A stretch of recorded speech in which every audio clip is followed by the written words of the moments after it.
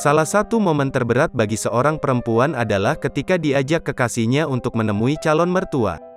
Pada pertemuan pertama wajar ada perasaan gugup, karena bagaimanapun pertemuan pertama akan menjadi penentu, apakah restu akan datang dari calon mertua atau tidak?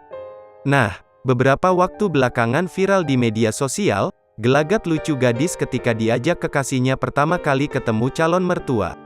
Bahkan gadis itu terlihat gugup ketika masuk ke dapur rumah kekasihnya untuk membantu calon mertua masak.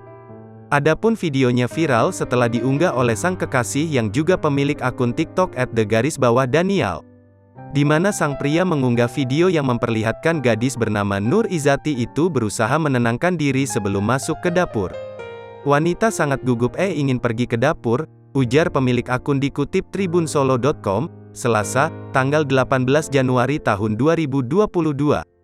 Tampak dalam rekaman berdurasi 12 detik itu memperlihatkan Nur Izati mengintip ke arah dapur sebelum mendapatkan kepercayaan diri untuk membantu ibu pacarnya mempersiapkan makanan. Tak disangka, meskipun terkesan sepele, namun video tersebut sudah disaksikan lebih dari 1 juta kali sampai berita ini diturunkan tribunsolo.com.